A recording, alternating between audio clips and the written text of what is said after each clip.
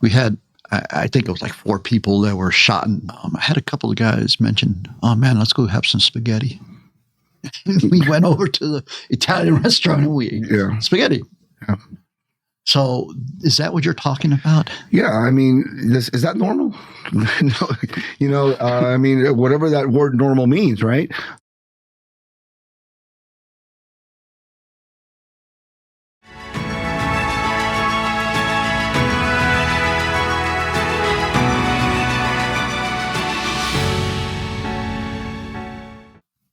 Today we have the honor and privilege to share another conversation with a friend, a longtime police officer, public servant, veteran, who's also a clinician, serving in a dual role as a police/clinician.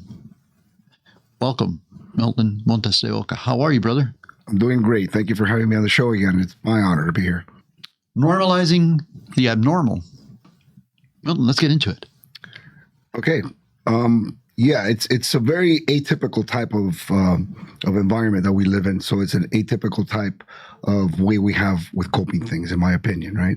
And that dark humor is one of them. Sometimes it seems inappropriate, and it probably is to some length, you know. But it's normal to us because we have to, as you said, normalize the abnormal. So somebody doesn't see the amount of trauma that a police officer, a first responder, a veteran who's been into combat sees almost on a daily basis. So if you ingest that on a daily basis as you see it, it's going to become detrimental to your day-to-day dealing with your own personal issues, right? So one of the ways that we kind of get over the fact that it's just happened is by joking, not necessarily about it, but just having the dark humor that sometimes is seen as not, not being the right thing to say at the right time, which it isn't. But unfortunately, it's done quite a bit. Usually, it's just kind of like in the group, and it's just understood. But at a deeper level, it's just a way of us coping with the tragedy, the trauma that we may have just experienced or witnessed. Yes, certainly. As you were speaking, I was thinking of we've all had these stories, so I'm just trying to bring one particular one that comes up to light or to mind, and that was a shooting that occurred in Miami, in Liberty City. We had, I think it was like 4 people that were shot and they were killed, right? And they were shot up pretty gruesomely. But I remember the guys, after we responded, I was probably the first one on the scene, and I found 2 of the guys, and then my 15s came in and back up. And after the scene we left the scene, right? I had a couple of guys mention, oh man, let's go have some spaghetti. We went over to the Italian restaurant and we ate spaghetti. Yeah. So is that what you're talking about? Yeah, I mean, is that normal? No, I mean, whatever that word normal means, right? Normal is a myth now. Yeah, sure. It's just a way of coping. If you sit there and really ingest that trauma, you probably wouldn't have eaten it for days, right? So it's a very unnatural response to an unnatural event. It goes hand in hand. You respond unnaturally because what you just witnessed was unnatural. Therefore, normalizing it, right? You're normalizing because you're making it even. You're doing something that's unnatural because you just saw something that's unnatural. So it's natural to go and just forget about it. But do you really forget about it? It goes into your subconscious, right? You regress it, you repress it, you suppress it. And it stays there, and it could harbor, down the line, risky behavior, as we have mentioned in our other podcasts. Things to cope with it that you don't realize that this is why. Oh, why am I suddenly drinking more than I used to drink? What's going on? And that's usually one of the questions that I ask my clients when they tell me, no, my wife wanted me to come, for example, to therapy because she thinks I drink too much. So I would ask her, well, do you? And he goes, well, I don't drink any more than anybody else. I go, well, who's everybody else? And now we start talking about their friends, and then what group you're in, and then I've been drinking a little bit more than I used to, but I've had a lot of stuff. Well, I'll stop them right there. Well, what happened before you started noticing that you're drinking more? Was there an event? Because something had to trigger it. So when you have these triggers on a daily basis, unless you're conscious of it and strong enough to understand it, it could harbor some risky behavior that could be very detrimental to your life. And one of the ways that we cope with it is by that's that dark humor. That's just, putting it away. It's just, even as you were telling the story now, you were kind of chuckling and we're talking about a murder scene. It's just the way that we're wired, which is, probably understood by very, very few that are not in that environment. Which for us becomes normal, right? And it's compounded trauma, compounded incidents. Yeah. If you like this video and would like to see more, please give us a like, subscribe, and share our content. Let's talk about what that does to the brain, because part of it is your brain, the other part is the body, because, your brain will overfunction, the body gets affected, it gets taxed. I mean, think of the word we've all heard the word psychosomatic. So what does psychosomatic really mean? Well, it's two words, right? Psychological and somatic means physical, right? So your brain definitely controls, somatic symptoms in your body at times. That gut feeling that you feel, that extra cortisone in your body that can, if you don't deal with it, can lead to issues, heart issues, blood pressure issues, diabetes, etc. That is your brain constantly being on that alert, right? That hypervigilance at all times, and then combating it with trying to repress or suppress whatever it is that you just saw, because you know what, you still have to go home and take care of your children. You still have bills on top of the table when you get home. Although you just saw 4 people lose their lives and families disrupted, but you still have to take care of your own first, right?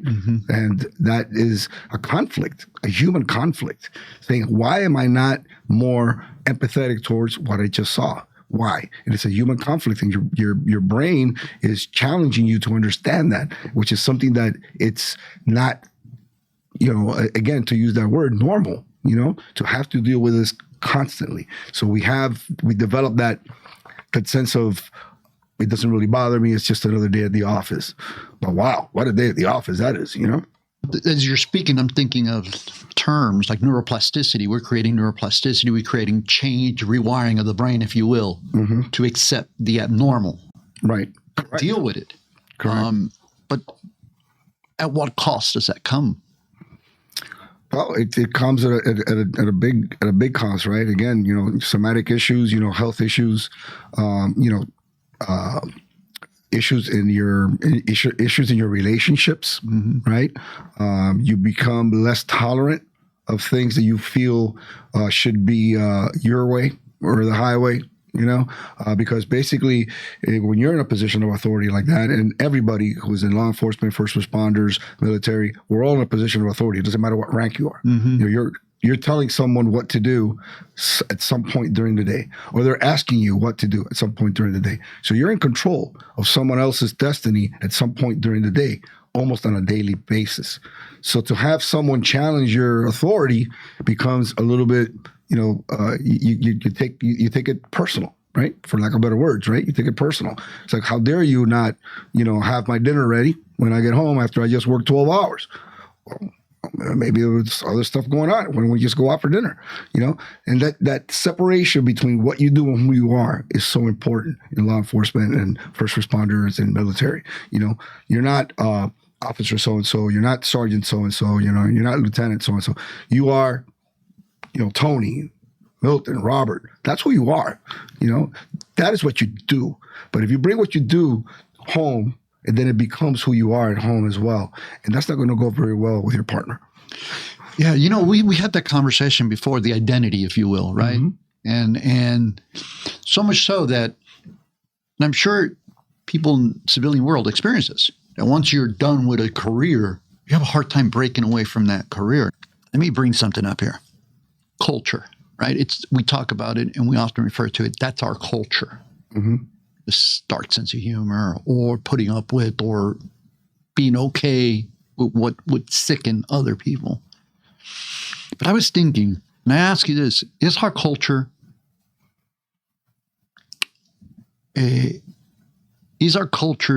destructive to us? What's the, I speak from a law enforcement perspective because that's what I was. I mean, I was 22 years old when I became a cop. And when I retired, I was 56. So I came in at a very, very young age and I left as a mature adult.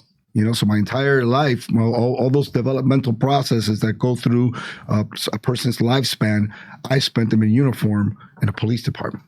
So it definitely became part of who I was at that time. And when I retired, I definitely had some growing pains that I still had to go through because now I'm not in that position of authority anymore at that level, and things bothered me.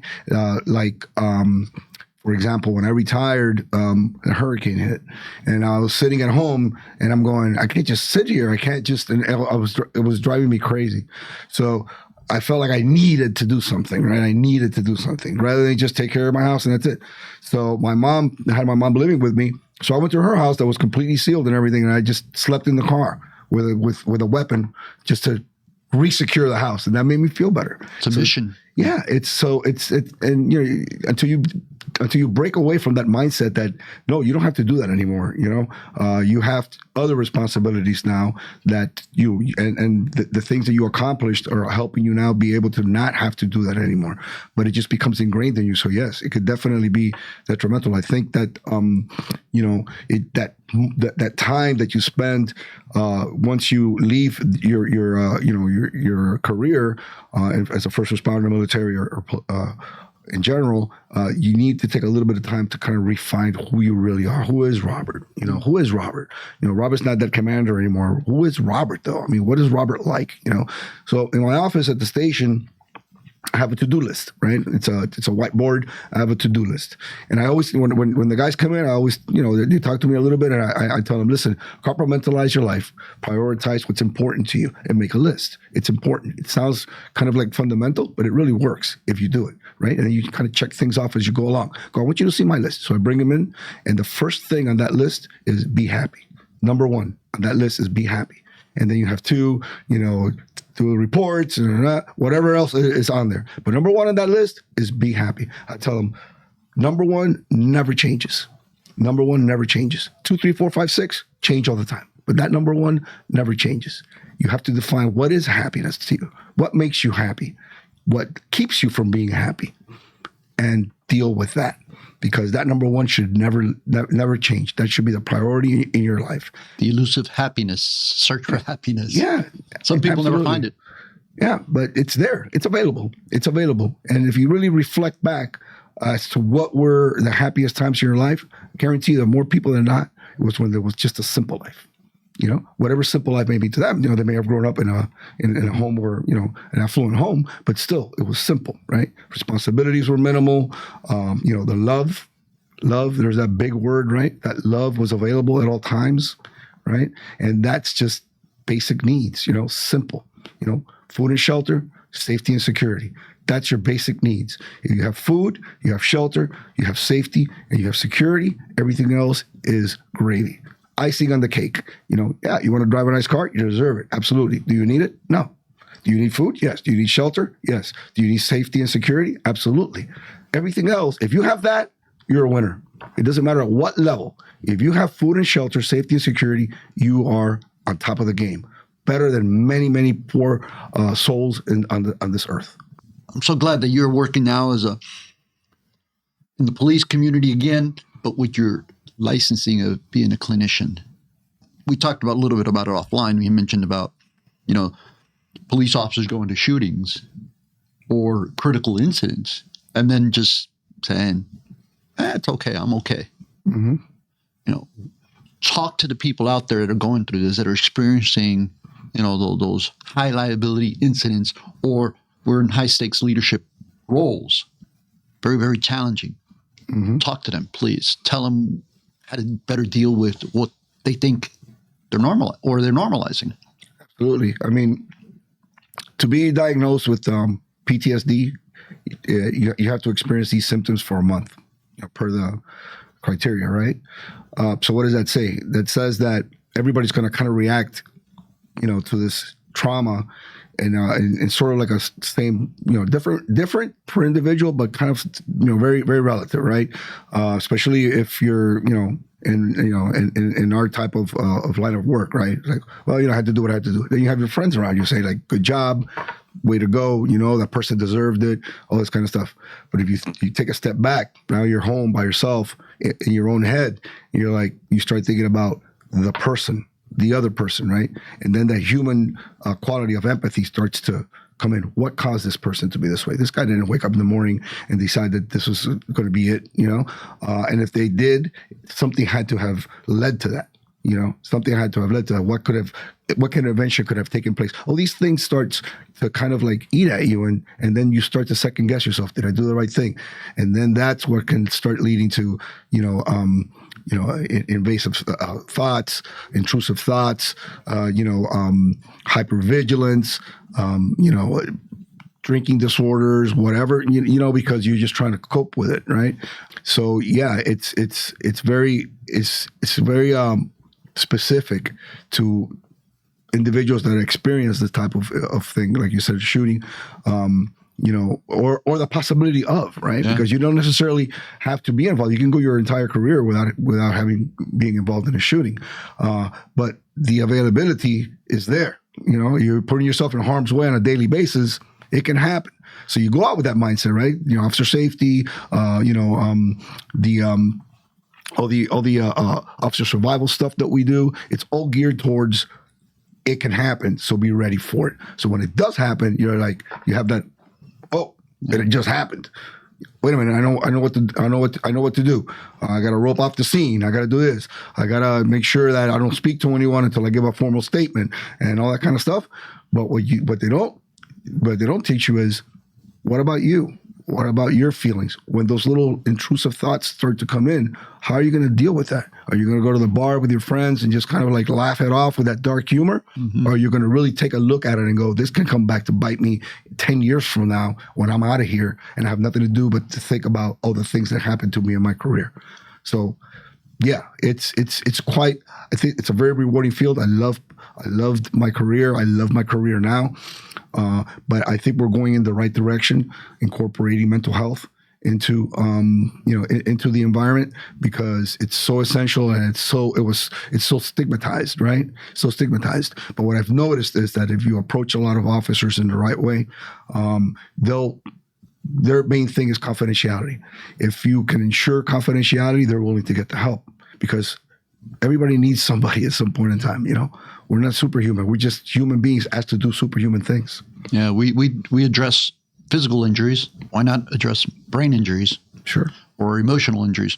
What is PTSD? The main ones are, you have sudden disruptive sleep patterns.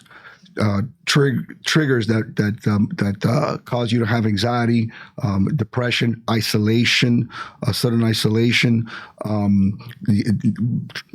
your hypervigilance, things like that are signs of PTSD, but they have to be available for at least a month, right? Because in order to be diagnosed, I said disorder, right? Because really, look at the word disorder. What is disorder, right? Disorder is disruption of an orderly situation or an orderly pattern, right? So you're going to experience some of this stuff because you just saw something that was horrible, right? But if it's taking over your day-to-day function, you can't function, right? Now you're dysfunctioning because of what you experienced, right? You're not being orderly anymore because it's disruptive, right? So disruptive, dysfunction. So just think of it that way. So that's when it becomes a disorder. It's, disrupting your orderly way of life. And how have you coped with the incidents when those emotions are hitting you? Well, in my personal experience, I really didn't have a lot of help. I was one of those guys that was, thought that mental health was for, seeking mental health was for weak people. I'd rather just go and hang out with the guys and just talk about it, and, talk about all this dark humor and stuff. But what are you really doing when you're having all this dark humor? You're reliving the incident in a joking manner, but you're reliving it again and again and again and again. So you're ingesting the situation over and over without really dealing with it, processing it, right? So that's the culture that I came up in, right? We didn't have this available. Well, I'm sure it was available. It just wasn't something that was promoted. At least not to me. Mm-hmm. I wish it would have been. I suffered from a lot of those type of things that I just mentioned. The intrusive thoughts, marital discord. Everything. I never thought myself as a bad guy. I've always been a good guy, very empathetic. I always help everyone. So I was like, why is it that I have such a difficult time with this part of my life? And a lot of it has to do, I believe, with that just traumatic, all that trauma that I saw, and not just on the street, but also institutionally, all the drama that goes on there, and then the competition and just everything. It's just constant, eating at you, and then you don't realize until you get a little bit more mature and you start to kind of like reflect at a deeper level, more existentially, right? Look at life and you go, man, yeah, I definitely, So at some point in time, I did go to counseling. I started processing my stuff, and it became a lot better. A lot of doors opened for me afterwards, that were there to begin with. I just didn't go and see if they were open or not. I just thought, that's not for me. Nah, I don't need that. And then once you start to really understand and all of that helped me in grad school. When I was in grad school studying mental health, I would look at disorders, I would look at all this stuff, and I would go, oh yeah, that was me. That was me. I just never knew that it actually had a name. That's another thing. So a lot of guys go like, well, how can everybody deal with this and be okay? How can I be the only one that can't deal with this? I must be weak, No, it's just that no one really wants to talk about it. Nobody really wants to talk about it until they have to, because it's the only other way of dealing with it. If you don't talk about it, it's, you're just going to use whatever coping mechanisms you have in place, which may not be very healthy, to try and just kind of like suppress it and not have to deal with it at that time. And it works. It works. I'll tell you, it works. It works. That rush of dopamine through your brain, it works. But it's a temporary, fix. Temporary. It's not going away. It's like, it's still there. It's just not there for the hour that you were hanging out or whatever you were doing. It wasn't available at that time because you were getting your dopamine rush from whatever it is that you were coping the issue with. And I have to admit, man, I was on the job less than 3 months, bro. I was still on my FTO when we had a shootout. Yeah. I didn't even know if I was going to make it off my FTO. Yeah. And man, I got to tell you, my coping skills my tools were not existent. Because looking back, I created hell. I remember going out drinking and doing all kinds of crazy things for probably years on end. Mm-hmm. Sure. Until I was like beaten down a little bit and I realized, sure, I needed help. Sure. And then that's counseling. Counseling work was amazing. Realizing mm-hmm. that I can use counseling and that it would help me, but that I wasn't what I was going through was not abnormal, right? Because that's the other thing is we don't want to admit because we think something's wrong with us. Correct. When we're in an environment that what we're going through may be abnormal for the general community, but for our community, it's quite normal. Exactly. That's a great example. Was it normal for you at that moment with your friends to after the shooting and all this stuff to go out and having a couple of beers and just hey calling your loved one and telling them, I got tied up, I'll be home whenever I get home, and then just get home and they're like, just come home, let's share what happened with you. I want to. No, I'm with the guys. Was that normal at the time? Yes. is it would that be again, we're using this word normal, right? But is it something that should be done? I mean, is it normal? No. Or is it healthy? Is it healthy? You know, it was normal for us, right? But it's really not normal. You know, you want to go home and share the grief that you're going through with someone that really cares about you, that you're sharing a life with, right? That's what really should be happening here. That should be the normal, the norm, right? But the norm is to go out with the guys and forget about the house. So there it is. We're normalizing the abnormal. It's abnormal to go out drinking rather than just go home, right? Yeah. How many things did you go through you didn't share?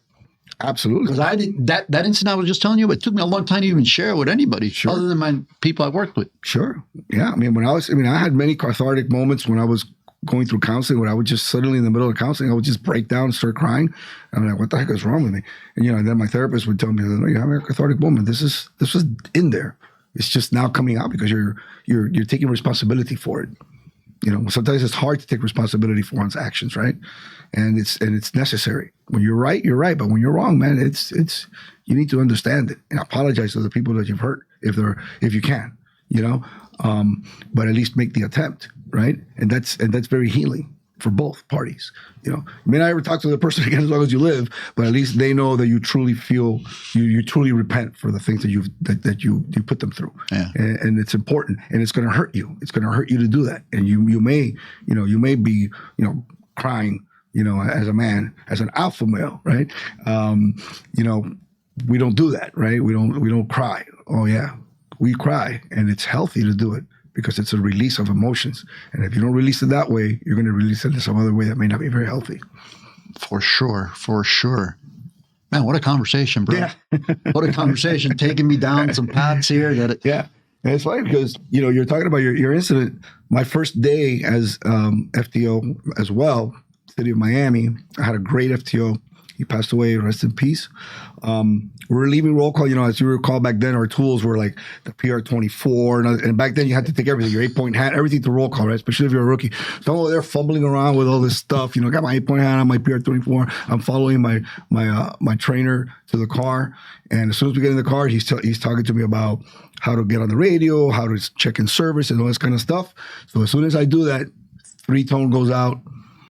Double homicide in the north end. You get there, some dope dealers got involved. AK-47 came out. This guy's, guts and everything was all over the place. Swiss cheese. Day one. And I'm like, what did I sign up for here, And then he's like, all right, get over it. He goes, go grab some crime scene tape, rope off the scene, and make sure that nobody comes in and out of this perimeter, what we call homicide. And that was it. And I was like, wow. And then, of course, a couple hours later, we finished the report. All right, what do you want to eat? I'm like, what do I want to eat? I don't even know what just happened here, But after a while, it becomes mechanical. This is what you do. You get there, okay, rescues, you call rescue. Rescue says this, and there's nothing we can do. This person is definitely not with us anymore. All right, no problem. Boom, roll up to the scene, do what you got to do, call your people, and then you go eat. And it's funny that as I'm saying out loud, how many times that's the case. After a major scene like that, what you do afterwards is you go eat. Yeah. Rather than like go through days without eating, you go eat. Well, you're depleted. It's exhausting. Yeah, being out there, it takes a lot of adrenaline. It works through your body. Man, as you're talking, I'm thinking, God, this is the job that's puts you in situations that are abnormal. Yes, we normalize it. We normalize what's not norm. What's not the norm. Where the average person would, probably have to go to therapy from one incident that we've seen, many, many, many, too many, and what one person experiences and possibly experiences in a lifetime, as first responders, we may experience on a weekly basis. Yeah. For a career. Now think about the veterans or people who have been in combat, right? Yeah. People who see this maybe within a short period of time, but it's day after day after day. Yep. Back to back. Yep. No, that's another level. That is another totally different level of trauma, especially if you're a combat veteran. I mean, I've never been in combat, but I can definitely say that it will be difficult to relate, to really truly relate to someone that's been in a war zone like that, where you're having lunch with your friend, and next thing you know, he's no longer there, and it could happen right next to you, and then you have to continue to fight because you could be next, So that's another level. That's at another level. My hats off to them. That's another level. Yeah, and that's why we're having these conversations, right? To be able to give them a voice or voices that have shared some of the walk with them, and to say that if you want to talk, we're here. I truly advocate for mental health in the first responder community as well as the veterans. It's very important, and that identity, that you have. Never forget it, because it's important to have that, because that is the position that you were in and you succeeded in, something that the average person would not. That's very heroic to be able to say, I was that guy. But separating yourself for your own sake is also just as important for mental health. In the last couple of minutes here, what I wanted to do is break down this nuance in law enforcement or the first responder community of having a clinician on board. I know you're one of 3 or 2.5 in a county like Miami-Dade County, one of the largest counties in the country. I'm not sure there's a lot of us. I mean, I'm not sure how many exactly there are, but actual law enforcement officers that are actually clinicians are very few. I personally know of 4. In the Dade Broward area. That's it. That's what I know. There could be more, but that's what I know of. And being a male also kind of like separates you as well from that. So a male clinician that's also a law enforcement officer is not as common. But we do see a trend where a lot of law enforcement professionals, especially now that mental health has become at the forefront of health in general, trying to get that role as part of their ongoing career. It's a long process. So when you're working off duties and buying a house and stuff like that, and then you have to go to so you're talking about a graduate program, so you got to have bachelor's and then you have your master's. There's internship involved. There's 2 years postgraduate school where you have to do 1,500 hours of face-to-face intervention and 650 hours of group before you could even apply for your license. So it's a long process, right? But it's a very, very well worth process. It's worth it. So yeah, there's not a lot of us, but I'm willing to help at any level. I can do as much or as little. I'm willing to help at any level because I think it's important. Being more mature now, I really understand how that lack of availability really hurt a lot of people that I knew, including myself. Yeah, you almost had to go through that in order to come to this moment of reality, right? Yes, yeah, and I think that my clients kind of see that. Those clients that I have that are first responders, and they kind of see that empathy is real, because I really have been in your shoes, and that's what being a law enforcement officer and a clinician, that's kind of like what makes that particular role so different.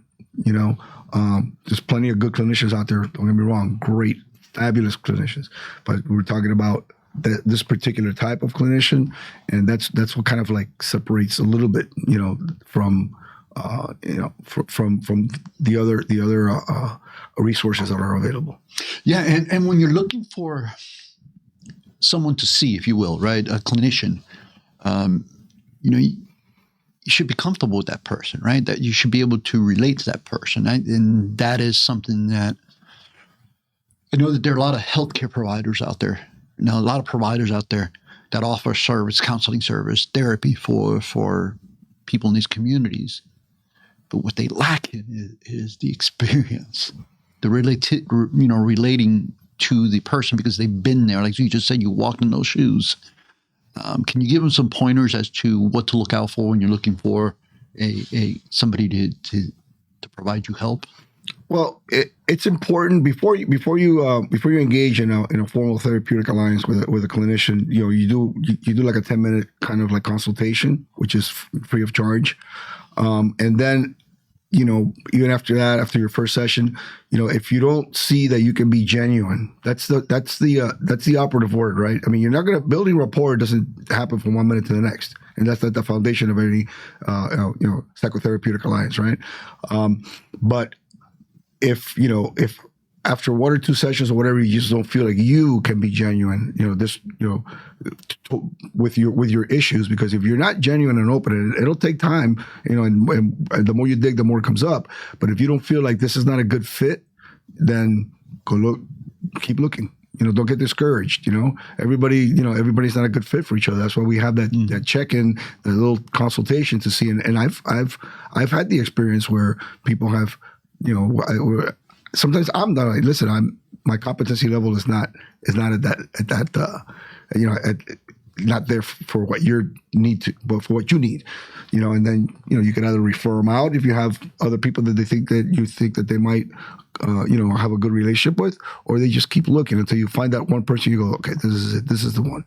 This is the one. Because if you're going to be in therapy for months and months and you're still having an issue, even like you don't want to go because you just don't get along or whatever it is, then that might not be a good idea to continue that relationship, and look for someone that you feel more comfortable with. So that initial consultation is key. Is key. If you don't feel like you can have a conversation with this person, then keep looking, and it doesn't necessarily have to be somebody that's if you're law enforcement, it doesn't necessarily have to be somebody that's prior law enforcement. Mm-hmm. You have plenty of good clinicians out there that were not ever in law enforcement but are really good at what they do. Some of the EMDR people that do the EMDR, which has shown great efficacy for PTSD. They've never been law enforcement officers, but they're really good at what they do. I went to one and it was amazing. It was amazing. So yeah, that you just feel it out. Feel it out. If you don't think you can be genuine, then you might want to consider keep looking, but don't get discouraged. That's the important thing. Outstanding. And there is hope at the end of the line, because I tell you, I can attest to this. I come out of sessions feeling better and seeing life in a much different way, different perspectives, but certainly living for. Yeah, and it's not going to happen right away. Therapy is a process, right? Therapy is a process, and you have to be committed and listen to what the therapist is encouraging you to consider. Right? Nobody should tell you what to do, but they should have you consider things that they know may work. And if that one doesn't work, well, we'll try another approach. It's not just a one size fits all. So we're at the close. Any last thoughts? No, I just once again thank you. Thank you to your audience for listening to us. It's always a pleasure. Again, I'm available to you, and it's quite rewarding for me personally to be able to share. Outstanding. So we have been speaking with Milton Montes de Oca, retired from the city of Miami as a commander, currently working with the Sweetwater Police Department. He is a certified mental health clinician, a person who has leveraged 30 plus years of law enforcement, military background, in order to continue serving our community. Admirable. Thank you, brother. Thank you. Thank you. Well, we reached the end of our show. This has been another episode of Bets and Badges. We thank our producer behind the scene, Emily Gonzalez, Michael Grant Miller, the Miller brothers, Miami's community news team. We couldn't do it without you, but more importantly, you, the audience. You are the lifeblood of this series, this podcast. Look forward to hearing from you. Drop us a line. Let us know what you want us to talk about. Thank you.